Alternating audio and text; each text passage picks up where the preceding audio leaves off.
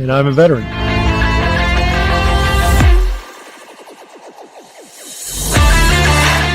Hi, my name is Daryl, and I'm a veteran.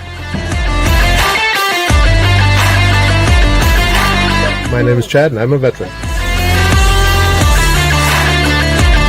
Hey, I'm Travis. I'm an Air Force veteran.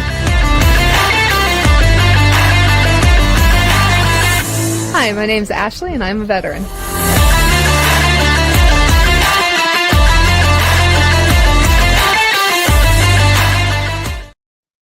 Well, hello, everybody. Happy Sunday. I am Carol Lee with Conversations with a Vet, and we have a wonderful guest waiting in the wings. But before we get to him, first off, I want to say thank you to everybody who has subscribed up to this point. We are 27 away from the milestone of 500 subscribers. So please, please, please make sure that you subscribe and you share this channel. We want to make sure that every veteran has the opportunity to come on and tell their story. And if you don't want to miss content and some great conversation, you're going to want to hit that subscribe and that notify button.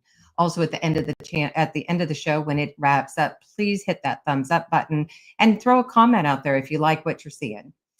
I wanted to start by going over a group of veterans, some of my favorite people, mindoverland.org.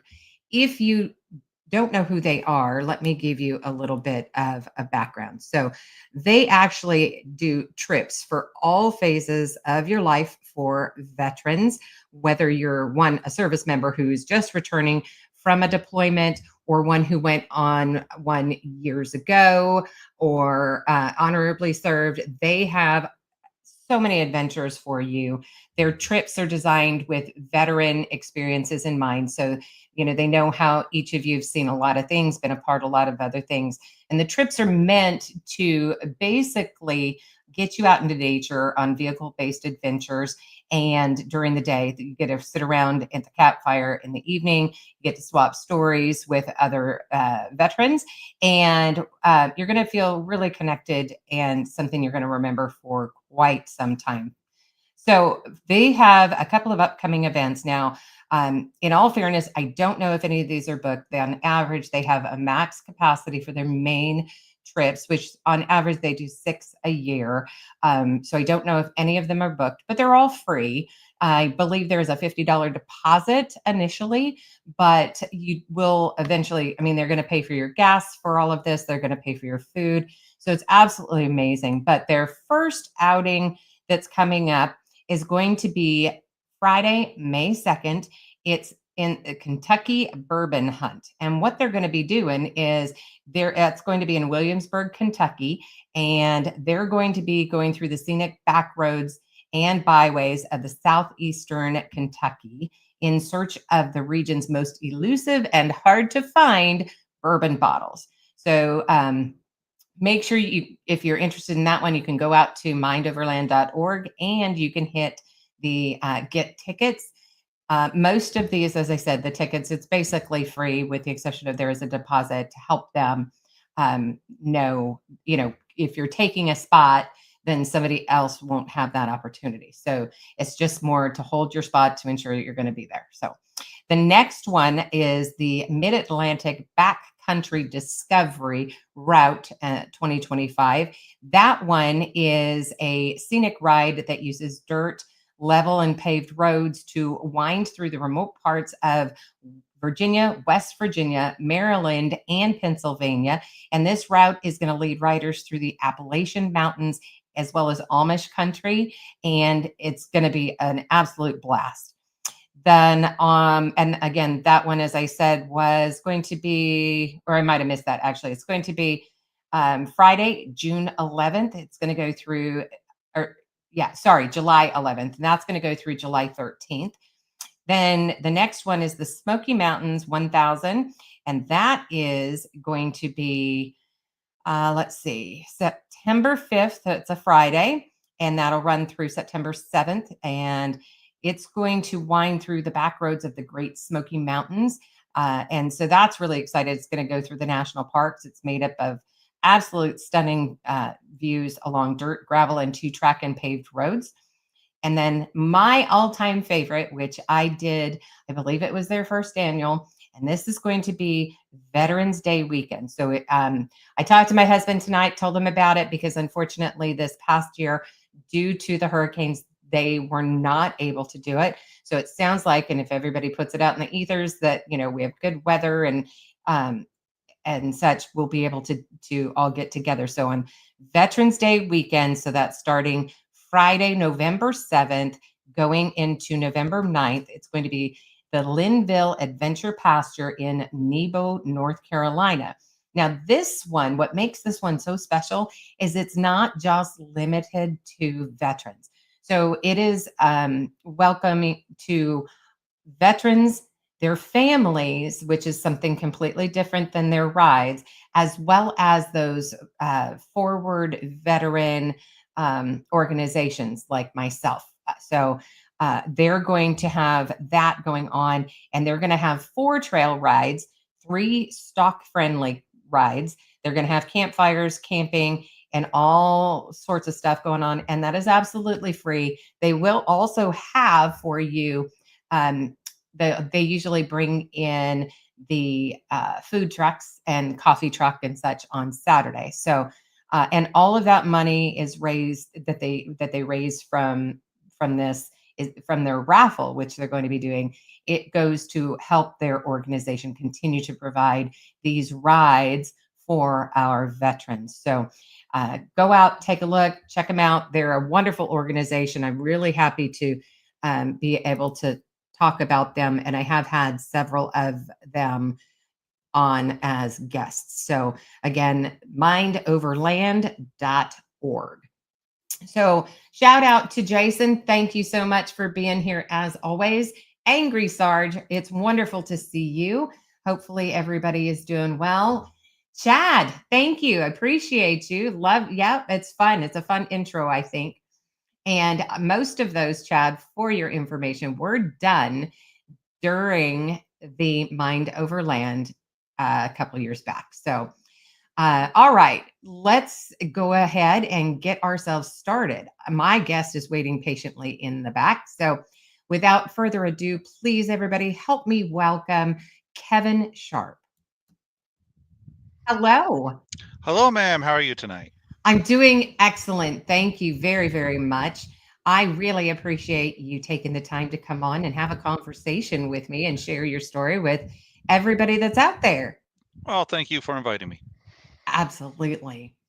So I like to ask the question of who was Kevin Sharp as a kid? Great question. I grew up in a very small town in northern New York, so far north that my wife likes to tell me that I actually crossed over to Canada. I just don't like to admit it. It's when I say a small town, my school was about 350 students, K through 12, and I had a graduating class of 35 students. So needless to say, we knew everyone.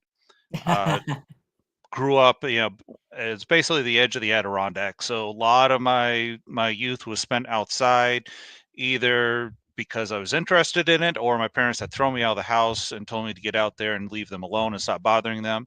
So, grow up doing the standard things, fishing, hunting, just going out in the woods and playing with sticks and dirt and that sort of thing. Yeah, that's the generation, right? Get out of the house. Yes. And inevitably, it always ended up with someone getting hit with a stick or a pine cone and then coming back crying and being told, well, you shouldn't have done that. It wouldn't hurt.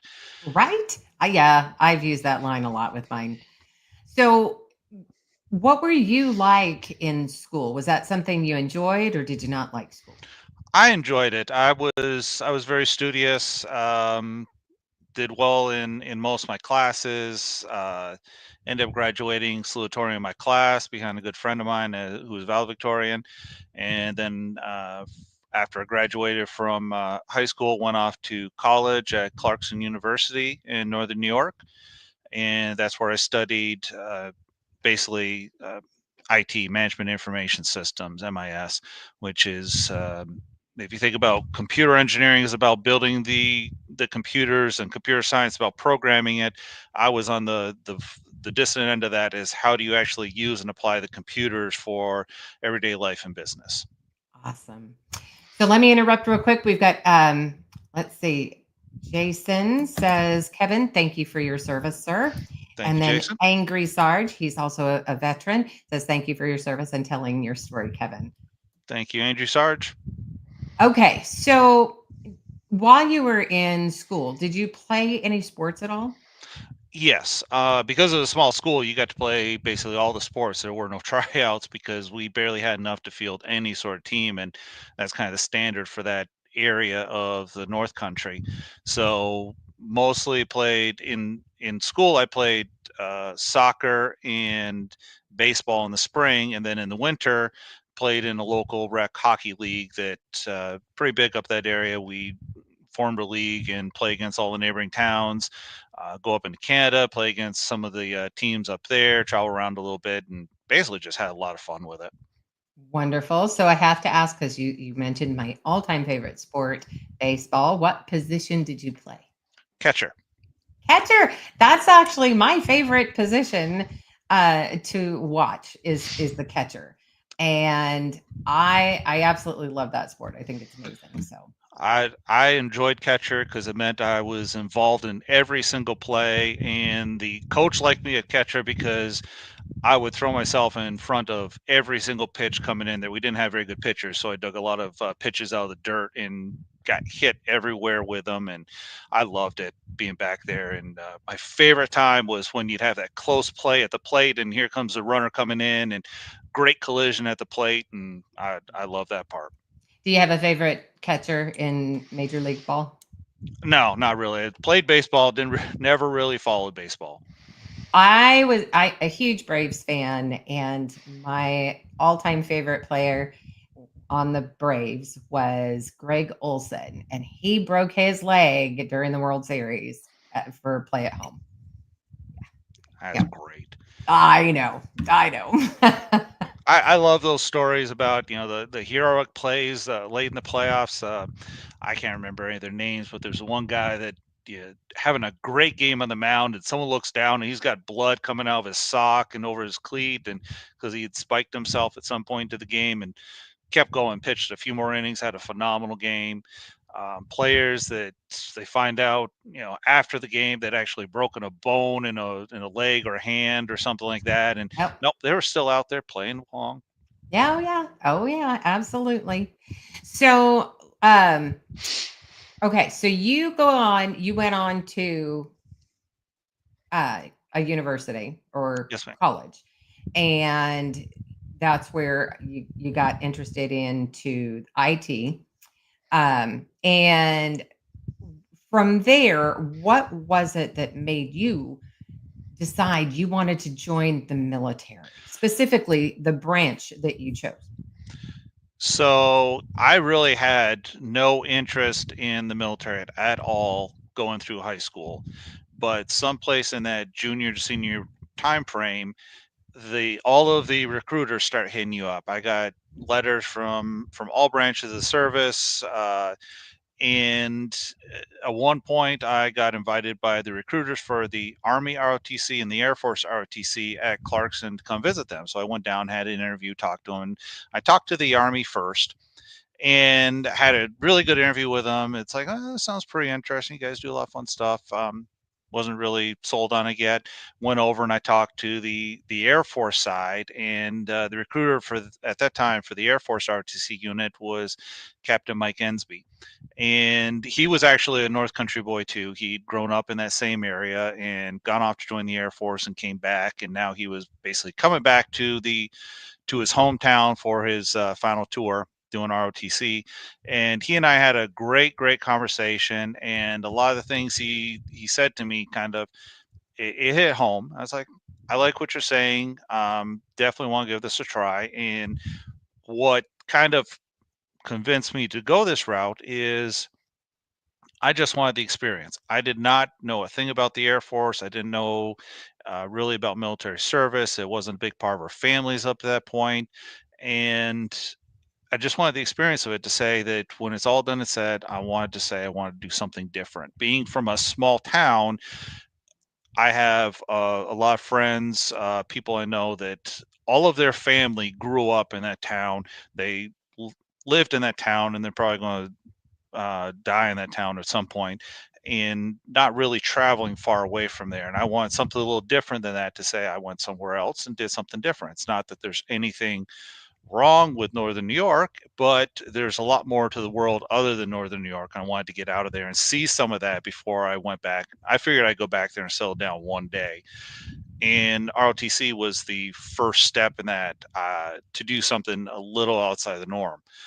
It wasn't until after I joined ROTC that I started doing some digging in my family and realized we actually have a decent military tradition in my family. I just wasn't very well aware of it. My grandfather served in World War II. I had uncles that served in the Air Force, the Army, went through Vietnam. Some of them did. So there was a tradition there. I just wasn't aware of it because basically no one really talked about it. And it wasn't until I joined ROTC that some of the stories started coming out. And so that's why I did it. I did not have any anticipation of what my career in the Air Force would look like. I said, I'm going to do this until it stops being fun. And Okay. still there. Wow. So when you made the decision to sign, did you tell your folks up front? Oh yeah, Or yeah. or They after? knew it. They knew about it right up front. They knew when I went to do the interviews. And I think because Captain Ensby came from that area, he actually hunted down my father and had a sidebar conversation with him and said, "Yeah, Kevin came in to talk to me. Here's the things we discussed. Here's the options, and yada yada." So when at some point there was the frank conversation between the family and I, really between my father and I, about why am I doing this? Because I think he had a little bit of guilt in there somewhere. He thinking that I was doing this specifically to pay for college. And because I remember that part of the conversation saying, you don't have to do this just to pay for college. We got other avenues. And it's like, no, I'm doing this for my own reasons because I want the experience, see what happens, and we'll see where it goes. And my mother didn't say a whole lot about it, but she obviously was doing the mother hen thing and was not particularly happy about what I was about to do, because she knew that that would eventually have me leaving the North Country as well. Right.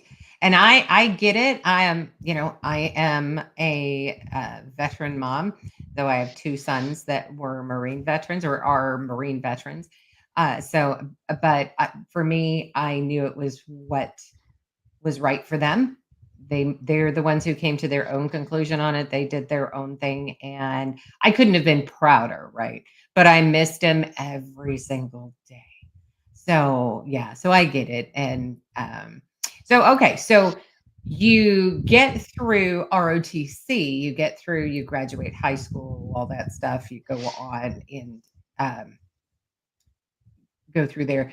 What I have to ask, what was your basic training like? So for ROTC, it's a little different. The basic training is a little different if you're going through ROTC as a cadet. So instead of having the standard, whatever it is, basic training for the Air Force down at Lackland Air Force Base, between let's see here, between your sophomore and junior years, you go down to what they call summer camp. Yeah, I shouldn't say it that way, but it's summer training program. That's okay. I won't hold I anything. I know there's some people just jumped on that. Air Force went to summer. We go to summer training, which is held at multiple bases around the U.S. I happen to go to Lackland Air Force Base in Texas, which is also the basic training base for all of the Air Force as well. So while we're down there, we weren't directly involved with the people going through basic training, but everywhere we went, we saw the people that were coming in from basic, from the people that were just off the bus, that they refer to as rainbows, because everyone's still in their civvies and have every color of t-shirt and pants on at that point. And it was actually very interesting to see them hit the different phases, because you'd see how their appearance change, because first everyone's in civvies with nothing but a folder with them, and then off to get the haircuts, and then they get their they get their sneakers. So now they're still in civvies, but everyone has the same sneakers on. Well, now they get their PT gear, and then finally they get the uniforms for basic training. You just watch that progression all the way through. It was very interesting to see how that changed for them.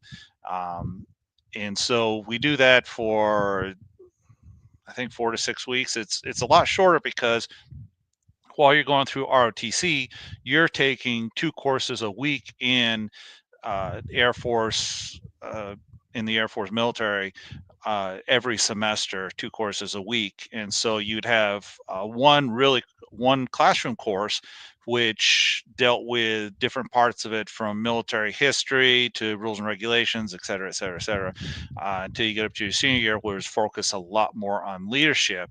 But then you'd also have, every once a week, you'd have lead lab or leadership lab, where you trained as an entire detachment, and you came through, you went there for everything from your physical fitness test to drill and ceremony to pass and review, and obstacle courses, some leadership labs, group training on rules and regulations, et cetera, et cetera. And that's really a short time, and it seems like they pack everything into it, right?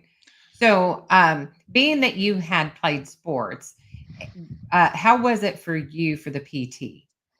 The physical fitness part wasn't a challenge for me. A little bit more because you took a North Country boy and stuck him down in the Texas heat in the middle of summer. I mean, that was rough on me. But uh, physi- physically, it wasn't a big deal, because partially because of my background, always liking to play sports and be physical like that, and also the detachment placed a good emphasis on making sure everyone was ready to go.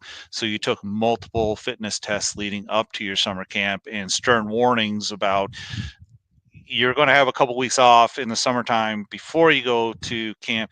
Do not go home and just eat everything in sight and pack on 30 pounds, because you will pay for it. Right. Yeah. Yeah, for sure. Um, what when you signed up, did you have an MOS? What was your MOS you signed up for? So I was originally planning to go into IT, which at the time was 33S, which was comms. And that at that time they had one AFSC for all of Air Force comms on the officer side, and you went into that, and it covered everything from radios to ComSec to networks to IT servers.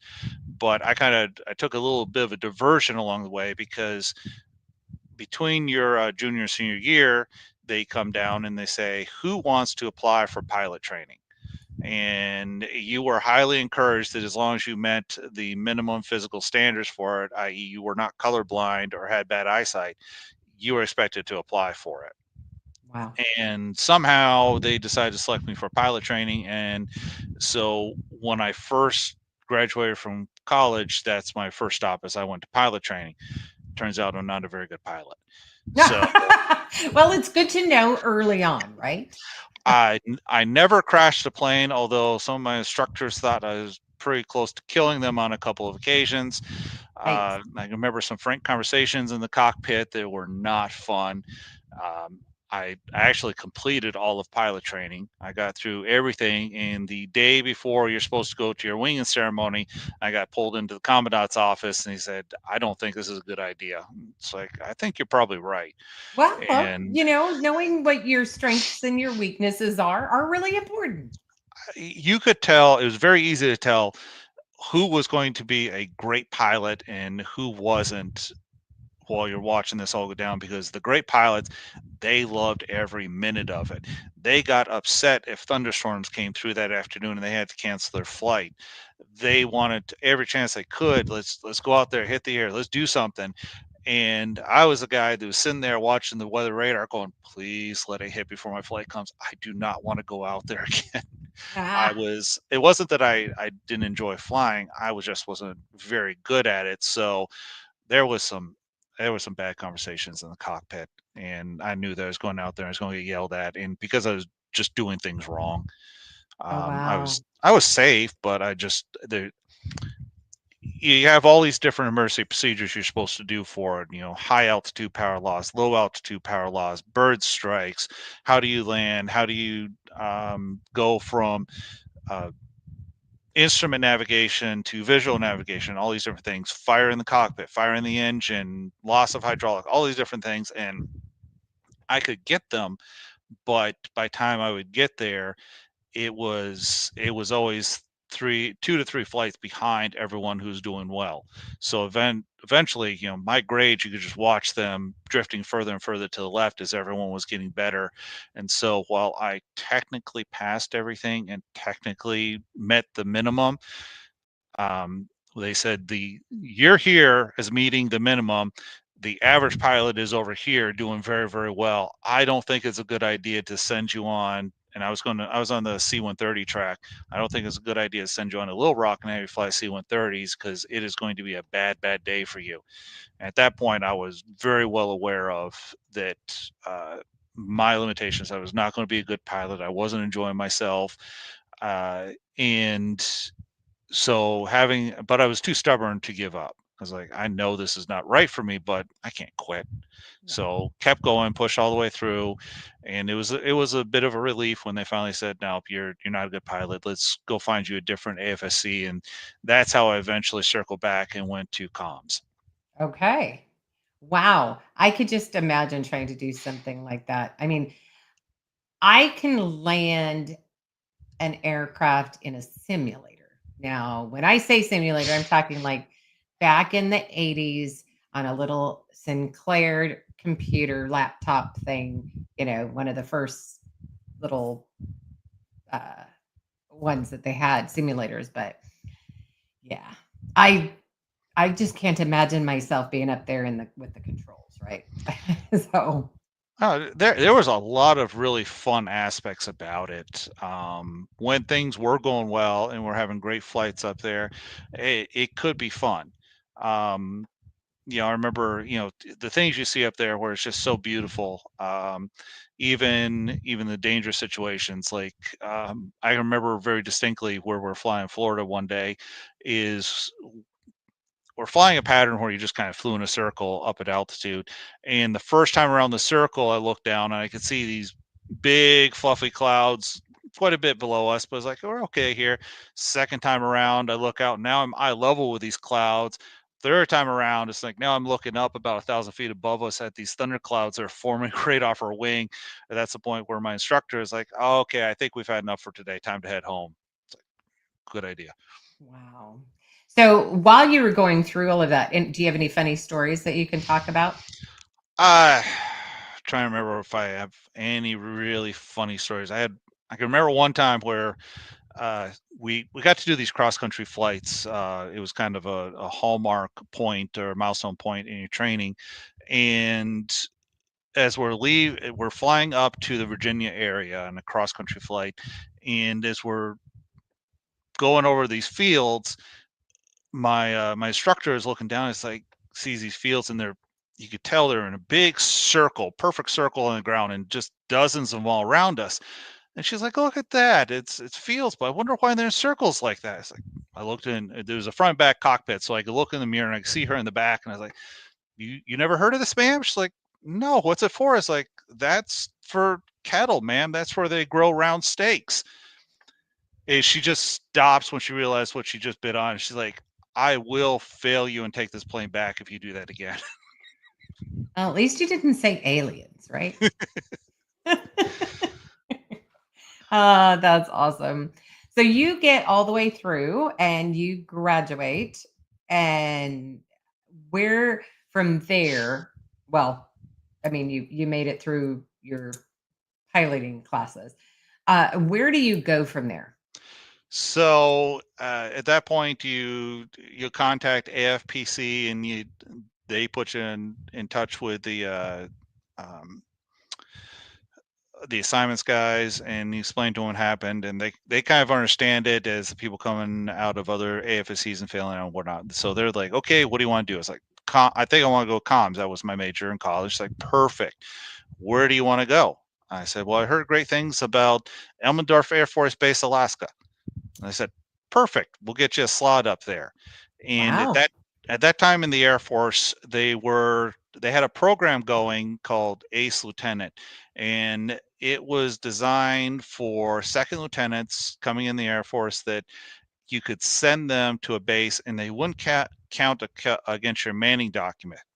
So squadrons could have as many ace lieutenants as they could take, and as a ace lieutenant, you weren't in a specific billet or anything, so they could.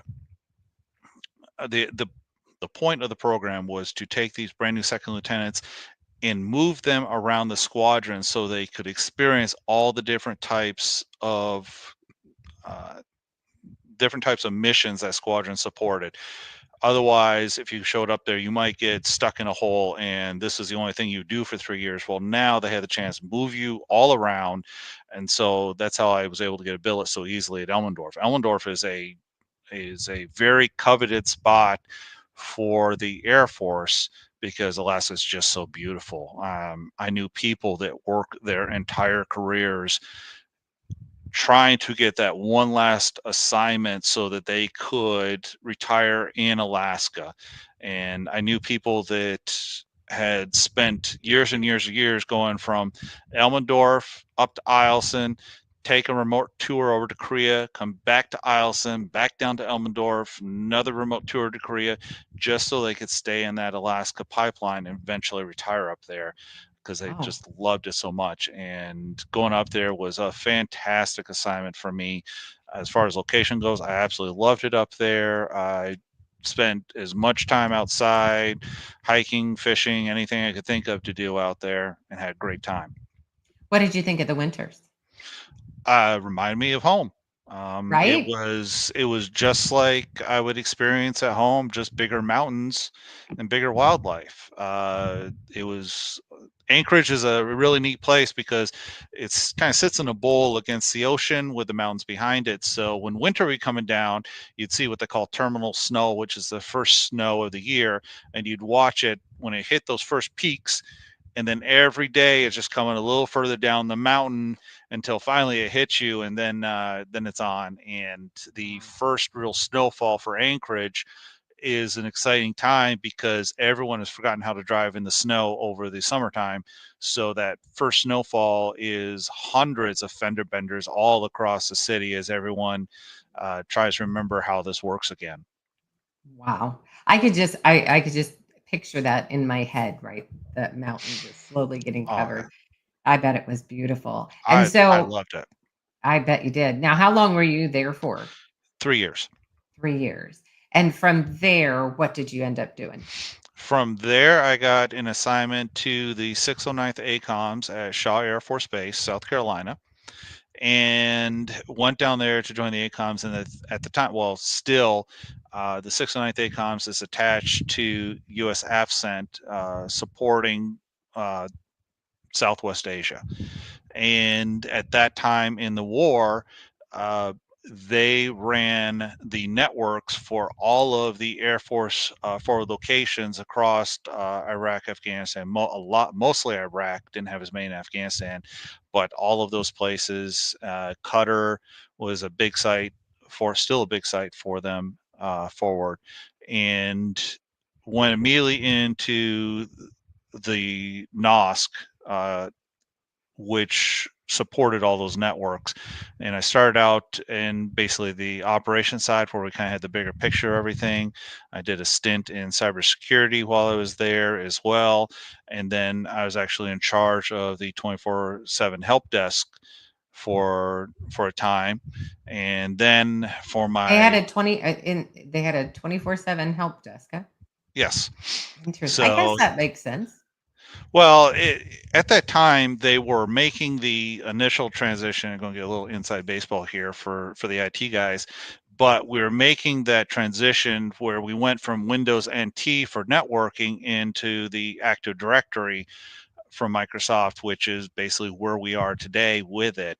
And it just changed how you did all of your networking at all these sites. And basically, what we did was built a parallel network and then moved everyone over to it. So when I first got there, well, the summer before I got there, they did all of the NIPRNet, the unclassified network. And then when I got there was when they were starting the conversion for the secret network, SIPRNet, into Active Directory. And the ways I had one commander explain it to me was this is a significant emotional event, because it you'd come in one day and you'd be working on Windows NT, and you come in the next day and now your computer's converted over to this Active Directory, and it was a crapshoot to know what was going to work and what didn't. For what we did, which was building an airplane in flight, we were pretty darn successful with it in converting that many bases over, because you had a very, very specific order of events that you had to do it. So we had one team at Shaw doing this, and we had 4 or 5 teams that were forward at the different locations, and each one was doing their own conversion, and they came out there with thick binders of step-by-step instructions on click this box, enter this value, do this thing, do this thing, do this thing, and you had to follow it exactly in order, because we did have an incident where someone didn't follow the instructions exactly right at one of the other sites and broke the whole thing. Oh And no. it was thankfully we hadn't converted everyone over, but it just took the whole thing and broke it. And they and so we had to basically go back to square one and rebuild everything. And it was a lot of late nights, it was a lot of hair pulling. And while this is all going on, all of the comm squadron commanders over there that are running these networks, this is not just so people could have MWR. This was the warfighting network. When I went forward, I was at LUD, which has the CAOC at it, which is the Combined Air Operations Center. That CAOC is running all air operations across all of Southwest Asia. So if it's flying, they're controlling it on the big screen. And so when we start running into problems, the comm squadron commanders are coming to us every day going, how's it going? Who's converting next? When are these people going to move? Yada, yada. And they want all these plans because everyone's running the thick of it. And then you come in one day and have to say, yeah, we kind of broke everything last night and you guys aren't impacted yet, but I've got to rebuild everything. They lose all confidence at that point. It's like, that's it. We're not doing the conversion. I don't care what you say we're doing. Well, you kind of have to do it. We're doing this whether you like it or not. We just got to fix some things and then we'll move forward. So that was a lot of my role in this, was just expect management and trying to just keep everyone calm from the leadership side to say, okay, this is what we're going to do today. These squadrons are going to convert over. There's going to be a few hiccups. We're going to get those fixed before we move on to the next part, but we're not going to go and break everyone. We're not touching the CAOC today. They'll be done on their own time after we've got everything else sorted out. They'll be elastigos. And that's what you do a lot in that career field, is just talking to the leadership and making sure they understand what's going on. And when things go wrong, you're there to take the beating. But, the main part is, I learned over time, is just making sure that they feel like they're heard and that you're working on the problem and you're taking it seriously. And a lot of, yes, sir, yes, ma'am, I understand this is a problem. We're getting it fixed. I got the best people working on it. I'll keep you posted on what's the next thing. Oh, wow. So, hearing you talk about that reminds me a lot of Y2K. Right. And for those of you who are not familiar with Y2K, it was the rollover from the 90s, from 1999 to the year 2000. And everybody, if you weren't thinking the world was going to end, because supposedly that was when the Mayan calendar stopped, then the other was everything was going to crash as electronically, and it was going to be a mess. So, but we made it through just as well. So, yeah, that's because computer programming up to that point, everyone had been building their dates with two digits for the year. So you went 95, 96, 97, 98, 9, and everyone you got to 99, like, uh-oh, what do we do now? And it was a race for those last couple of years to reprogram everything from your digital cash registers to your ATMs to your stoplights to your air traffic control systems and everything in between to go to a 4-digit year, so that when we had 2000, You actually have 4-digit, and I remember the freak out from that. It was absolutely phenomenal. That everyone thought that the world was going to come to an end, mass Yep. anarchy, people building bomb shelters in the backyard, stock up supplies, making runs on the ATM. It was a fantastic time. And then Exactly. when we flipped over, because we're all sitting there New Year's Eve, and 3, 2, 1, 2000. You stop, look around. Okay, we're still okay. Let's go. Right. It's all good. And like Chad said, if the fear of ending because the computers wouldn't roll over, absolutely. It was a heck of a time to be in IT. Well, I had my own. I was having to be the beta tester for the corporation that I worked for, and it was, oh my gosh, that somewhere I still have. It's like a little bug. Looks, it's in the shape. It's all blue and with like 8 legs or something like that, and has the eyes. And in the center of it, it says Y2K. I mean, so that's been a long time ago. So from there, once how long were you in that role there at that base? So I spent a total of 4 years there, which is it was an odd time. The Air Force, due to some funding issues, decided that we're going to extend everyone an extra year. So as a officer, you're normally 3 years and you move. They extended me, so I got to spend a total of 4 years at Shaw, and before they PCS me, and I had a good time there. And from there, well, while I was at Shaw, I met my wife Carol, and we got married in Columbia, South Carolina. I drug her down from Virginia and introduced her to the Air Did you Force say you life. drug her down? I'm sorry. We have differing opinions of Sumter, South Carolina. I liked it there. I had a blast. Carol is doing her best to strike the memories of Sumter from her mind and treat it like it was a bad dream. We had some really good friends there. We had a good time, but she did not enjoy that area at all. Part of it was because it's kind of technically, I guess you call it a city, but it really has a lot more of a small town vibe to it. So there wasn't a whole lot going on there. She felt it wasn't civilized because it didn't have a Target in town. We had to drive to Columbia to hit Target. That was a big day. He's like, "Oh, we're going to Target. We're going back to civilization. We're seeing real things again."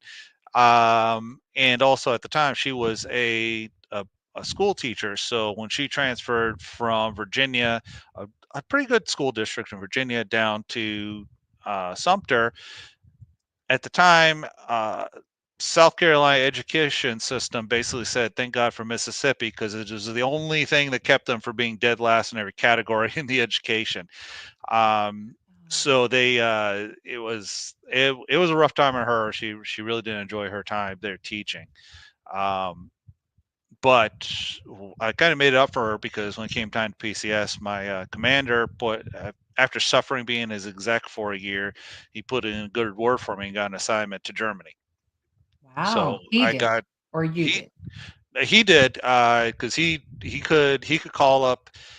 The way the Air Force assignment system works, especially for officers, is you fill out your dream sheet and put that in, and it goes up to AFPC, and they work all the assignments and rack and stack everyone. But commanders have the ability to kind of reach into that system and do some things for people that they want to. So they could put in a good word and say, "Hey, I got a guy. He's really sharp. He really needs to go to this sort of program. What can you get him in?" Or they would get a call saying from a different squadron commander saying, "I really need a good guy that can do this for me.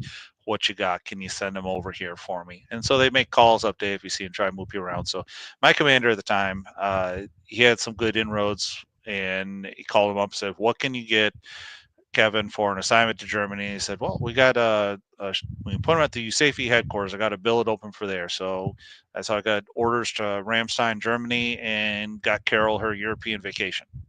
Look at that, 2 for 1.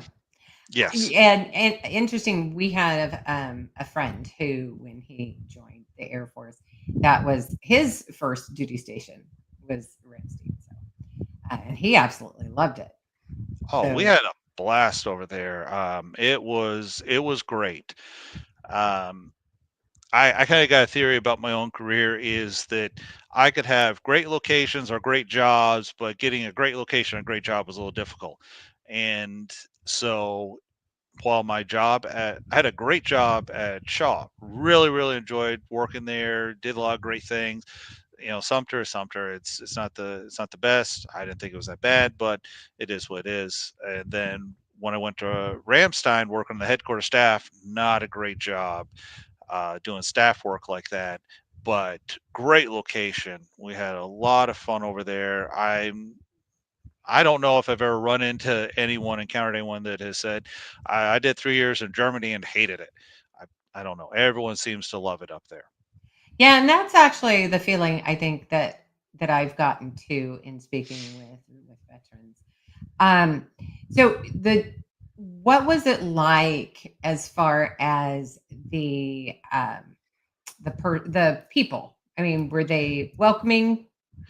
Yeah, in Ramstein is just it's little America because there's such a concentration of Americans there for the base that the whole area has a very American feel to it. So they're used to dealing with us for good or for bad. They're used to dealing with us, and there was definitely some negative opinions of the Americans because we did some dumb American things while we are there. But overall, the German people were very, very welcoming to us. We had a very good relationship. Everyone worked very hard to keep that relationship going. And so, I can't say as I've ever had a negative uh, encounter while I was there. There was some growing pains of learning how to fit in the German system. And one of those first ones that we had issues with was one of the first snowfalls. I didn't think anything of it. I got up, hey, it snowed, and I went off to work. Well, Carol got a knock at the door later that day from her German neighbor who told her as best she could in her broken English that it was our responsibility to shovel the sidewalks. So I did not know that. And that's where I learned the Germans, those little things about keeping the sidewalk in front of your house clean, they take that very, very seriously. So the next day I get up and I look out, snowed again, and I can see where my neighbors have shoveled their spot in front of their house, but they don't go any further. I was like, okay, this is a little odd.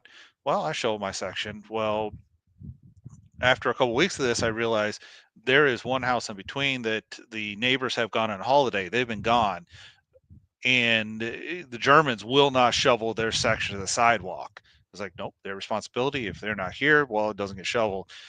I said, well, seems silly. So that first morning I was up, and I was up early. It snowed, so I shoveled the sidewalk from end to end, stairs and everything. And that's what finally started to put us over with our neighbors is when we were out there, they could see us shoveling the entire sidewalk, regardless if it was our house or not. Right. That kind of put us over like, okay, these are not just your average dumb Americans. These are pretty good people.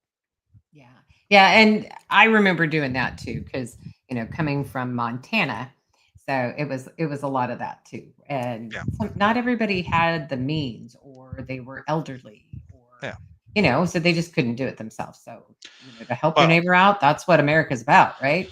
yeah. Well, it was kind of funny to watch the Germans as talk about a spry group of people even when they get older is our landlady who lives just down the block for us. She was up in age pretty good, but every day she'd be out there cleaning her sidewalk regardless of what was going on. So if I had the time and I could get down there before her, I go down and I'd help her shovel her sidewalk too, just because it's a nice thing to do.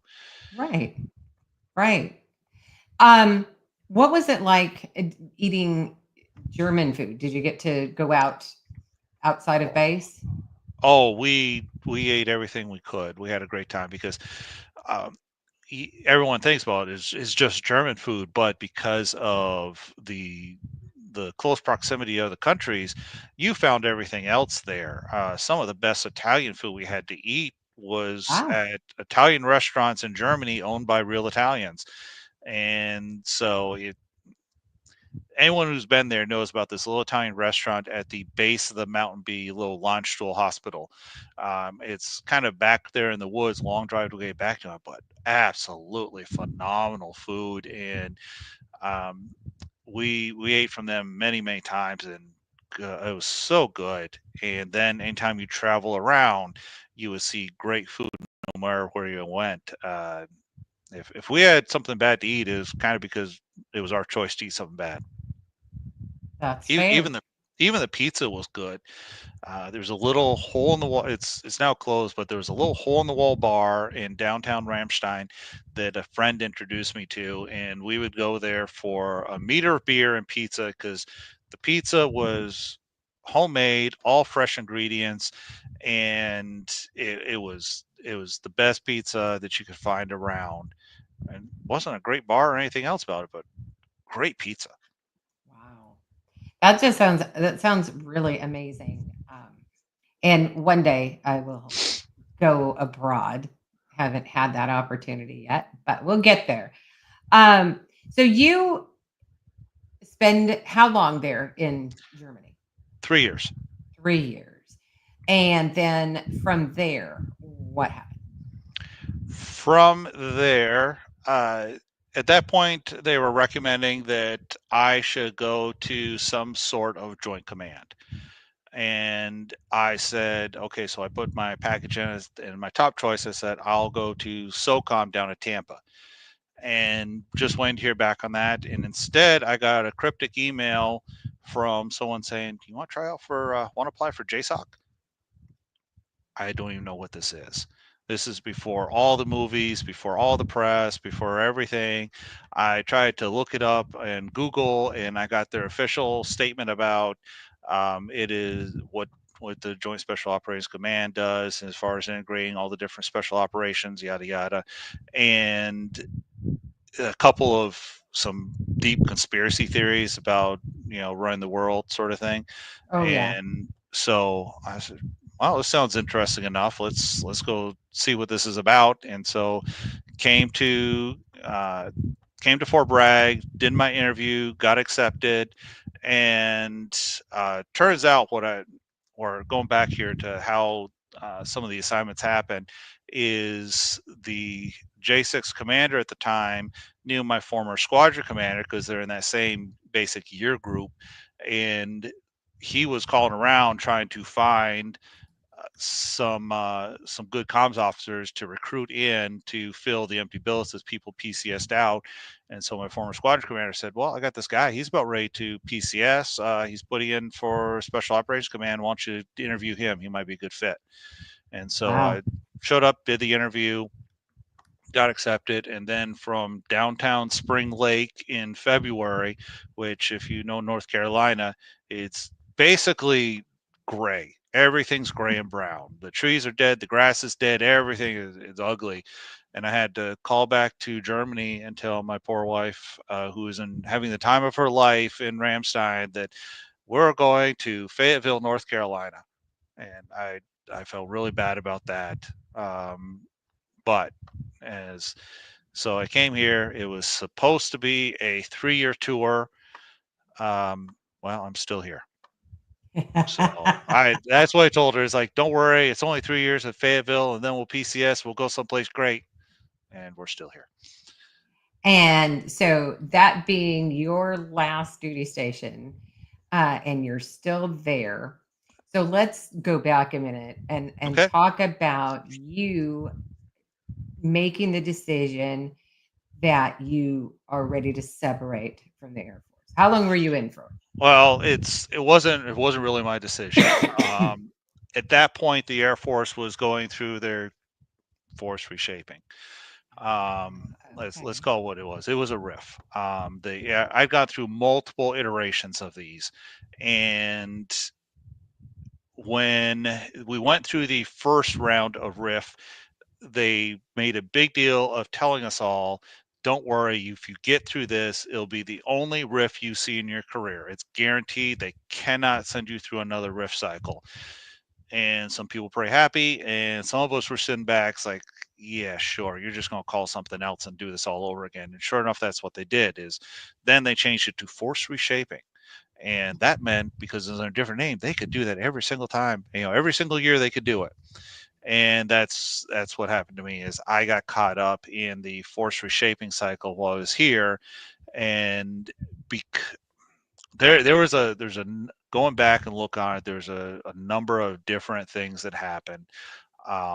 They kind of led all to this. Some of it was what I refer to as a tactical error, where I should have changed assignments at one point, taken a different job that probably would have worked out better for me. But other people was like, don't worry about that. That's not going to be a big deal. Now, years later, it turned out it was a big deal.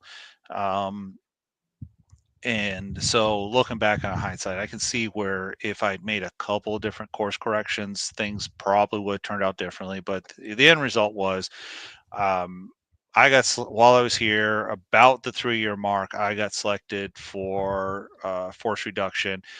I was fortunate enough that I was just over the cutoff point where they let me retire early.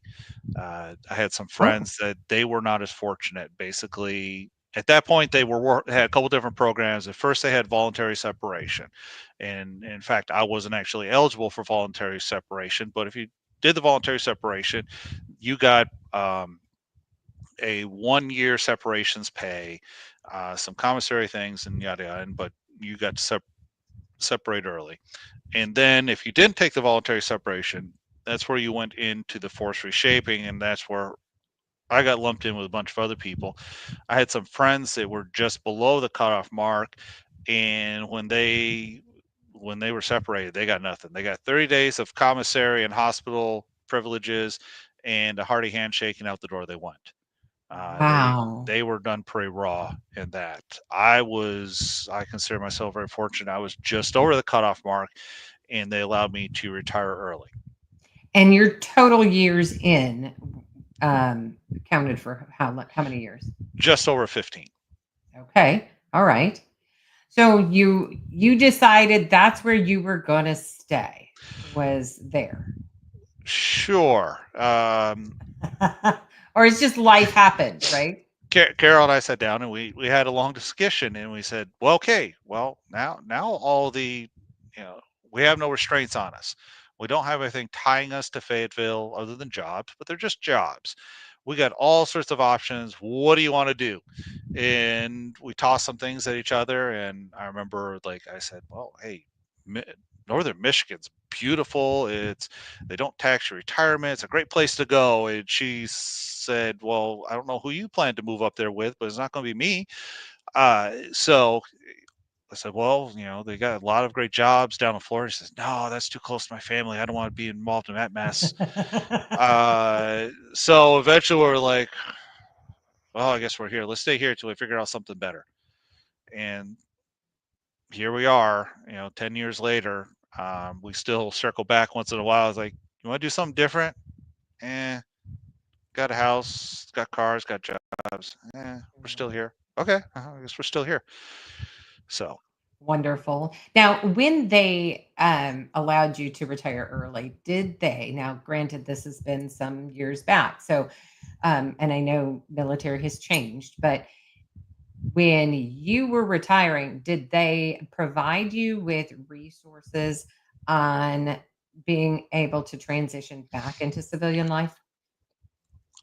yes. At the time, Good. it was called TAP class, and it was a 1-week class, and you could actually go back through it as many times as you wanted. But um, my leadership was very good. They understood that when it came time to go to TAP class, that was your sole assignment. You went there for that week, and that you didn't worry about anything else. And so that's what we did. And they split it up into two groups, as you had all of your senior NCOs and senior officers that are actually retiring going through one course, because they're looking at it from a different point of view. Across the hall from us was all the young kids that were getting out after one or two hitches in the Army, and so they're coming at it with a totally different view. Right. And so but you still saw some interesting things about it. Some of us were going at it going, well, I'm not exactly sure what I'm going to do, but I need to find a job and I need to do this. So we're preparing resumes and practicing interview skills and doing all these things.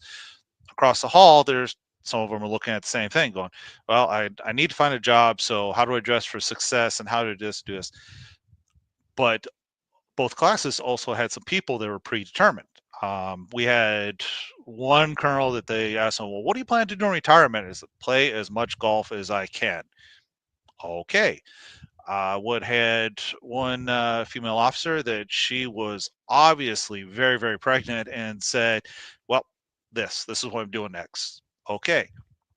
Went across the hallway and you'd hear some kids coming out of that class going, I already got a job back home working on my family's farm or doing this or doing that. So some of them were already set. And so you could see how everyone's attitude kind of changed about it based on what they thought they were going to be doing when they got out. The Army had just gone through a very bad period where that a lot of people getting out of the Army, a lot of people choosing to separate, and they were having trouble getting the training.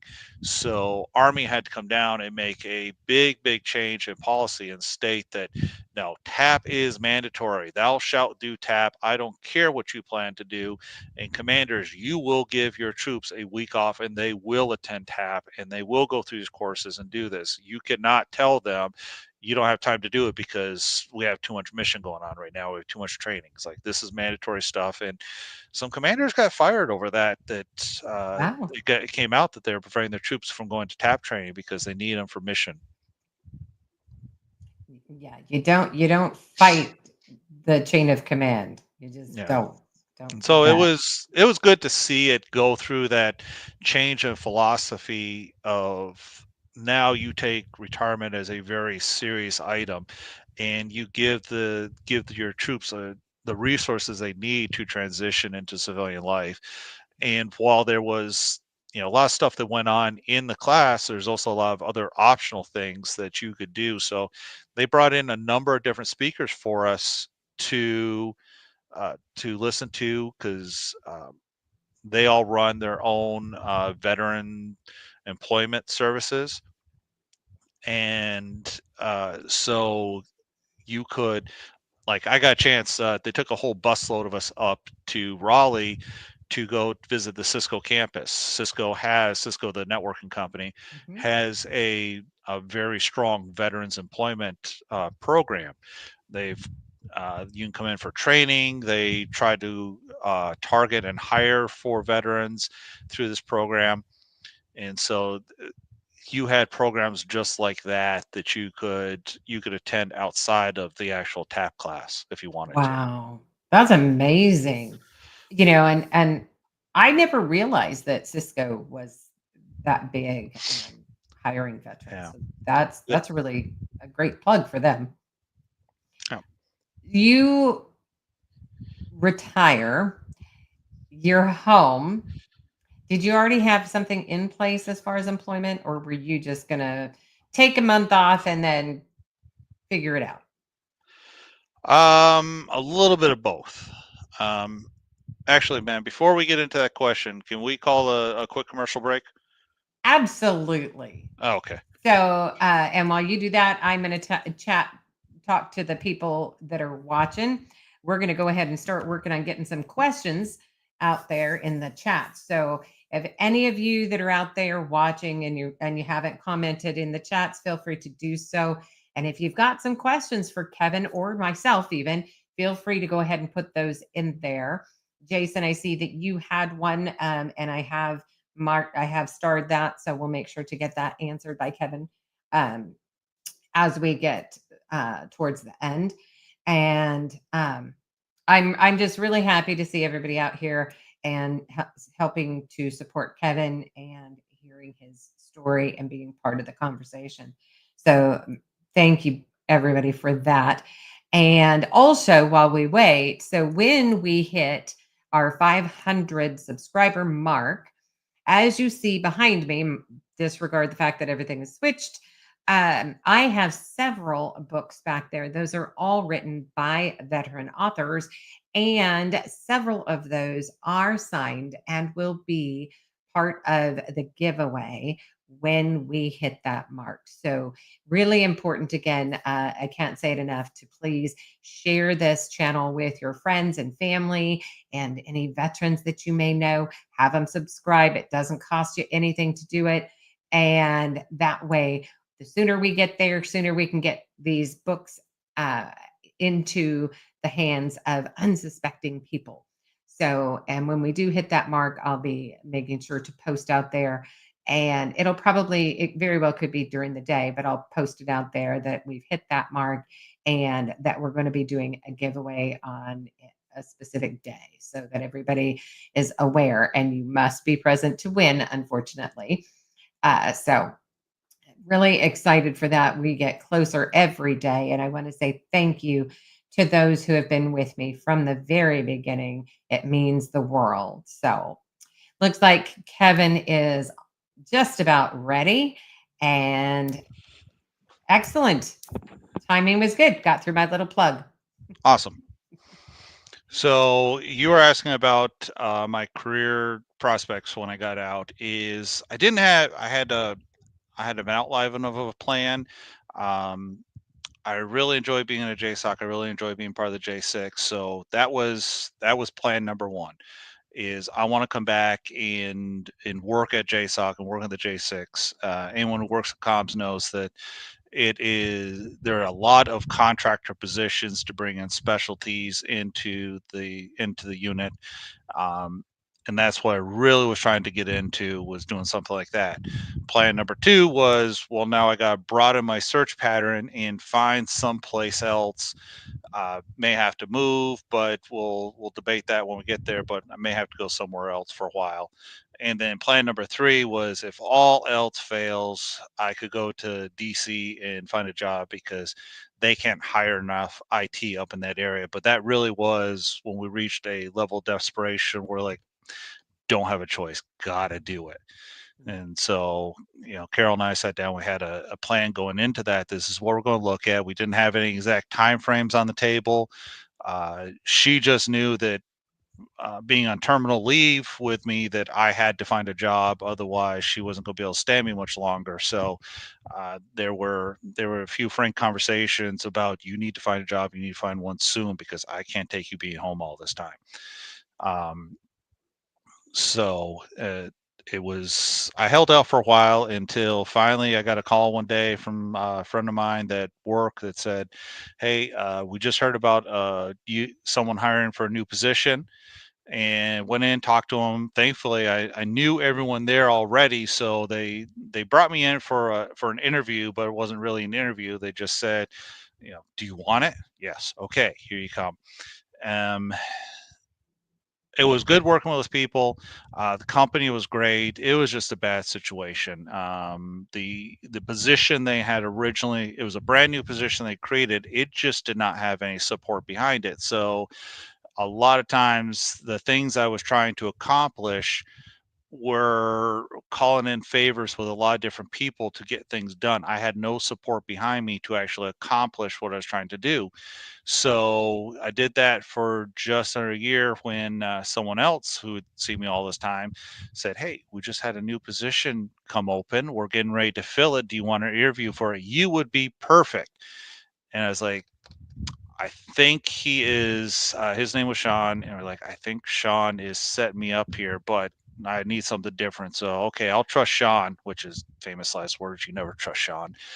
And he hired me there into this position, doing some project management for network installs. And that's what I've been doing ever since.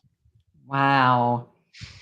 So when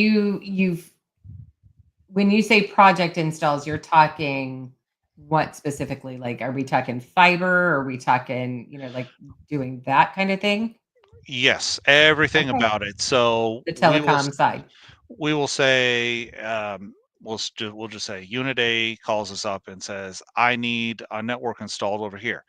And then we handle it from there, from the gathering of requirements, doing the site survey, developing the engineering plan, creating the bill of materials for it, ordering the equipment, configuration, doing the installs. And when we gather requirements is not just, do I need a fiber network or a copper network? It's also, well, how many computers do you need? How many phones do you need? How many printers, VTC units do you need? Which networks do you need access to? And then how do we actually make this happen? Because we may have to actually call out a brand new circuit for this to get the connection from A to B on it. We may have to install a third network to act as the transport layer for all of this.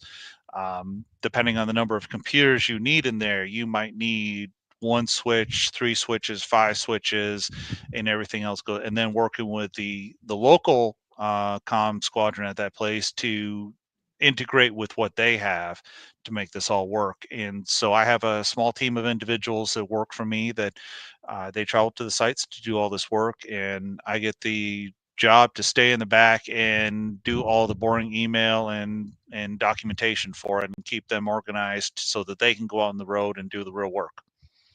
Wow. And you've been doing that ever since. So you're in the I've been same doing position. that. I've been doing that roughly since about mid 2016. Okay. And that's still with Sean. With yes, unfortunately with Sean.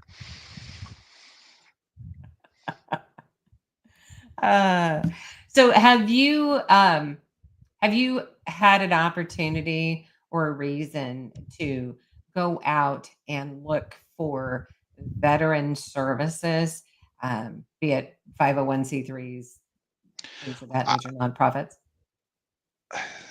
I have not had a distinct need for it. Partly because I say I cheated, as instead of going out and getting a real job and growing up and becoming an adult and everything, I chose to get a contractor job in the military with the same military unit I retired with. So I never had a reason to grow up and become a real adult. I got to continue doing exactly what I was doing. I just had to find different clothes to do it in.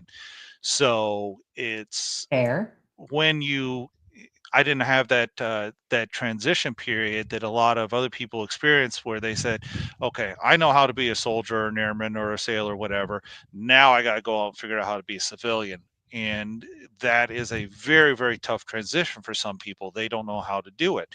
That's because there. I don't care what sort of resources there are out there. There's no book, pamphlet, PowerPoint slide, or anything to say this is how you go from being a military person to now you become a civilian. Right. You have to go out there. You just have to figure your way through it, and you got the resources to help you. But until you jump into it both feet, there's just not much you can do about it, because it's everything from not only the type of employment you have and how to get through the health services and all of that, but just how do you have an everyday conversation with your coworkers? It changes, and we all say the same thing, because most of the people in my office are all prior military at some point. Is we look around some days and say, yeah, we are not fit to go back out into civilized society anymore. We have to stay here till we retire because we just don't know how to interact as normal human beings. Just the off color and inappropriate things we say in the office to each other now. Right, right. And that, that is really difficult for most veterans in general, right? Yeah. And then they don't understand why civilians find it so difficult to deal with. And it's a push pull kind of situation if you're kind of in the middle of it. Well, throughout my life, throughout my career, I kind of got the impression from some of my friends back home that how they don't know how exactly to talk to me, and I don't know exactly how to talk to them about life and experiences, because they are so different. You talk to any military vet and say, "Well, what'd you do for deployments?" They start listing off the deployments like, "This was fun. We were in Iraq, and we're in Baghdad, and we're in Afghanistan, and we did all these great things, and combat flight, all this good stuff." And I try to describe some of that to my friends, and they start looking at me sideways, going, "Why is he so excited about talking to go to Baghdad? I heard about that place on the news. That's a bad place, but he's talking about it like he just went to Club Med down in the Keys or something." Because we had a great time over there. It's what we do. And same thing with a lot of my family, even the family that had prior military experience, it was a long time ago. They can relate to, they'll tell me stories about the Vietnam era, but they don't quite understand how it equates to the modern times, and they're still looking at it from the outside in. So when I tell them I have a deployment coming up, they get really concerned. They're, they Right. start to worry an awful lot. They want to hear the stories, but they still have those past memories of what it could be like, so they worry an awful lot about, they don't quite know how to take it all. Whereas, I'm, like I said, I'm excited. It's like, we're going out the door, we're going to do what we trained to do, and this is going to be fun. um, so it's watching a few of my friends that have gone on to have careers away from the military. I mean, it's just, well, there's a lot of things that are still the same out there. We're still all human beings, and Right. some of that is the same, but it's just a totally different experience, and how the sort of things they have to encounter and go through and take on just to, you know, interact in normal society. So that's why I say I cheated, is I didn't have that same transition. As I turned around and I went back to work with the same people. I just put on a company polo shirt this time. I'm still having the same conversations, still doing the same mission, still having those same experiences, just with, the company polo shirt. Right. Right. So I did not intentionally go out and seek any of the 501(c)s or any of the other veterans group, and because I was doing that, essentially on a day-to-day basis anyway. um, I did stumble into a few later in my career, later in my life here, but as you were talking about at the beginning, talking about Mind Over Land, that's the one I've primarily come involved with. Uh, some mutual friends, people that I had previously served with, ran hadn't seen them for years, and all of a sudden one day, they pop up in the office. They got hired on a different contract, and we got to talking, and they said, well, hey, we're doing this thing called Mind Over Land. Here's our card. We're having our first Veterans Day gathering way back in the day. I said, you need to come out. You like to camp, you like to go off-road, you like to do stuff out in the woods, you need to come out and try this out. And that's how it started with them. Excellent. So, for anybody interested, you can go out to mindoverland.org. I really, really absolutely love everybody over there. So friendly, great group of people.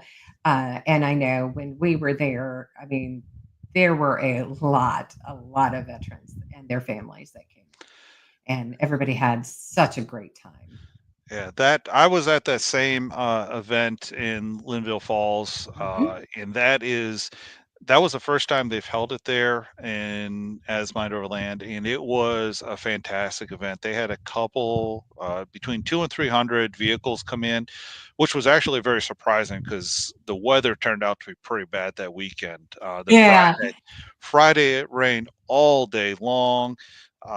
People were setting up in the rain that night. It got cold. Saturday was cold, but Saturday was a beautiful, beautiful day. It was just cold when you first got up, and everything is soaking wet still. Yeah. But to have that many people show up, we were pretty amazed because we thought for sure it was going to be a dismal turnout just because the weather had taken a turn. And the organizers got so many messages from people backing out at the last minute, just because the weather was so bad and they weren't going to drive all the way out there to camp in the rain. But it turned out to be a fantastic weekend, and everyone I talked to had a great time there because you had the primary guys that gone out with Mind Over Land, but you had a lot of other subgroups that showed up, that you could just tell with the way they came in. Packs of Jeeps that all came in together, Yeah. packs of Toyotas, Yep. a herd of Ford Broncos that all showed up at the same time and camped out. And a lot of people, I was helping people park and get set up in the camps, and a lot of them saying, "Hey, my buddy is right behind me. Can you get him a campsite next to me?" Okay, we'll figure this out. And a lot of people working to camp next to their friends, and even though they'd never been out with Mind Over Land, they came there as their own group. And then when they started up the bonfire that night, everyone was around the bonfire and having a great time that way. And Yes. our, our hosts that run the adventure pastures, they came down and they hung out with us. They're fantastic people that we've got to talk to multiple times over the last couple of years. It was a great time. It really was. It was amazing, and a great speaker. You guys had a guest speaker out there as well. Was a lot of fun. Really enjoyed it, and it was so interesting looking back. I was just getting started with this channel, and I happened to see on Facebook something had popped up in my feed, and it was Mind Over Land talking about what they had scheduled going on over Veterans Day weekend that year. And I just sent a message to him and said, "Hey, do you mind if I do a little short video about it on my channel?" And they said, "Yeah, that'd be great." And so I did 30-second, 60-second, short, and didn't think anything more of it. And I don't know how long it was, but prior to the start of this, but all of a sudden I get a message from Chad saying, "Hey, you guys coming?" And I was like, well, we're not veterans. I mean, we have 2 military sons, but we're not veterans. He's like, "Oh no, this is open to everybody." And I was like, "Well, we don't have a camper, we don't have a tent." And then he's like, "No, that's okay. It's what we do." So just very accommodating. Absolutely love them all to death. They're great people. It's a great organization. So again, if you have that opportunity, go out and check them out, mindoverland.org. So, Kevin, what would you say to somebody, as far as words of wisdom, who is interested in joining the military? I would definitely recommend it for anyone. If you do 4 years or you do 24 years, it is a great life experience for anyone doing it. And that would be my best words of wisdom, is to treat it like an experience and try to live it to the best of your ability. We've all known some people out there that they joined up, they did 4 years, hated every minute of it, but when you talk to them afterwards, you realize, yeah, you hated it because all you did was stay in the dorms, which suck, and then you go to the bar, you get drunk on Friday or Saturday night, and then you come back and you go to work Monday, and you don't do anything fun with what this great chance you have. Right. And then you wonder why you don't enjoy it, is because you didn't have a chance to live that experience for what it is. Or they will take they'll take that one assignment, like they'll say, get your first assignment, you end up in Korea. Well, I don't know the people over here, and I don't know the language, and the culture's all different, and I don't know what's going on, so I'm just going to stay on base and not go out and enjoy any of it. And then they get back to the States, and the first thing they do is they drop the paperwork and they separate so they can go off and find a 9-to-5 job. When I had the chance to go to Korea, while we're there, we were pretty busy, but we still had time to go out and see the culture and experience some of the different things. And I have some great memories of even just going down into the markets outside of base. That's an experience, just going there and trying to deal with the locals on just trying to buy something from them, because American perspective is, hey, it's the price that's on the package, that's what you pay for it. We're weird. The rest of the world, that's the starting point. And if you don't bargain with them, they wonder what's wrong with this. Right. So you go in there and especially if you're the first customer of the day, they want to get that first sale done. That's good luck. That sets the day for them. So you walk in there and you hold something up, and it's like, Ashiman, how much? And he'd say, "Oh, that 25. I don't know, that's too much. I don't think it is." Like, how about 15? Maybe. Do you do 10? Yeah, I do 10. And then you sell for 10, and he's happy because he got his first sale of the day. You're happy because you made a deal. But that's just the way it goes. And we are very set in our mannerisms. For sure. Yeah. On the so let's side, go ahead. I was going to say, on the flip side, I've had some friends that parents came from Korea, and they're in line at Walmart, and they're trying to haggle with the teller at Walmart, and they're trying to tell them, "No, Mom, you can't do that. It's $25. That's what you pay." So there is no guessing here. Yeah. That's funny. Well, again, for anybody out there in the chats, go ahead and now's the time to put your questions in there for Chad. We do have one that is out there, and that is from Jason. And he's curious to know if you had ever made it to Malmstrom Air Force Base in Great Falls, Montana. And that's where he is from, and he knows that area pretty No, the closest I did was I got to pass through Minot, North Dakota, well. Okay. as I was PCSing back from Alaska. Drove all the way back to the Alcan, down through Canada, through Alaska, or yeah, from Alaska through Canada into North Dakota. So I did not actually. Montana's a state I've never even get to visit yet. I'd like to. Oh, you need to get that done. Put I that know. on your bucket list, Kevin. Yes. Yeah, Yeah. there's a lot of places I need to go back and visit because I've had a chance to be in the state and visit one city for work related items or something, but Yeah. there's a lot of places I have not had a chance to really go and see what it's like there. Wow. So, it out of all the places that you've been to, right? Is there one in particular that you would want to go again? Like Absolutely, I go just back to immediately. Alaska Alaska. in a And heartbeat. that's on our bucket list too. We would love to go. My grandmother, little tidbit, she was, and this is way back in the day, she was the cook for the 49er miners there in Alaska. Oh wow, Right. Yeah. Yeah. Um, quite an interesting story that she had and a life that she lived. So they had homesteaded there. Um, and her and one of her husbands at the time. So it was really interesting seeing the photos and the bear and all this kind of stuff. So yeah.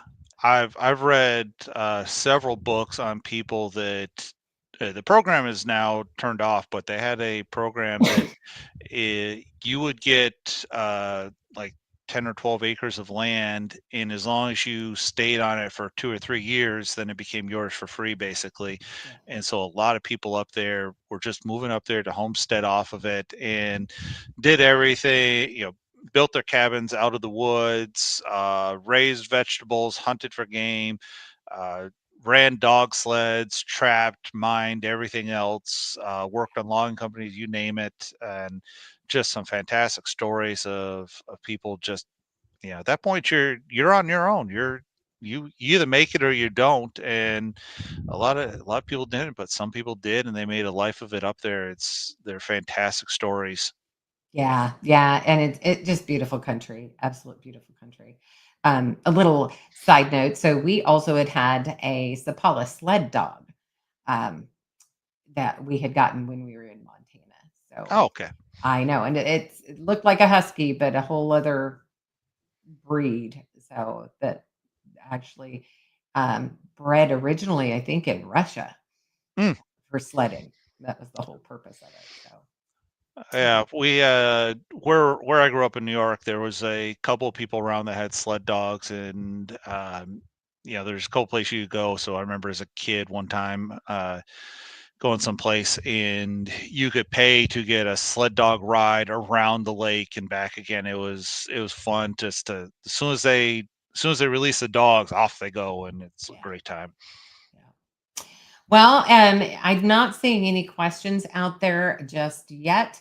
So I want to say, Kevin, I really appreciate you coming out, telling your story, and just having that conversation with me and allowing me to be out there with everybody and hearing what you had to say. So much appreciated. And I definitely want to say thank you for your sacrifice and your service. And please also thank your family for allowing me to take your time away from them tonight. So it's much appreciated. And it's been an absolute honor and a pleasure to have you here. Well, thank you very much for inviting me to come out to this. This is a big deal to come out and give veterans a platform to be able to tell their stories and talk about it like this. Because yeah, I did spend some time going through your channel, listening to some of the previous interviews, and there's some people out there have absolutely phenomenal stories that you can't believe that they get to sit there and say, and there I was, and tell their part of these things that we only heard about on the news. And you just kind of, it just kind of goes to show that the military is not only just it's such a different lifestyle, that we get exposure to so many different real life events and real world events out there, that to come back and try and tell it, and it's like it's hard to believe we get to say we did some of the things and got paid to do it at the same time, and has Right. so much fun doing it. Exactly right. So, and for any veteran who's watching this and is interested in coming on and telling their story, please reach out. You can reach out to conversationswithavet@gmail.com, and we can check calendars and see what days are going to work best for you. So, Kevin, I appreciate it. It's been absolutely wonderful. Chad says, thank you, Kevin. And yes, thank you from the bottom of my heart as well. So if you want to hang tight, I think we're going to go ahead and get this wrapped up. Also, check back next Sunday. I have a guest scheduled, and you're not going to want to miss him either. So really excited for that one too. So everybody, please have a wonderful and a very safe week coming up.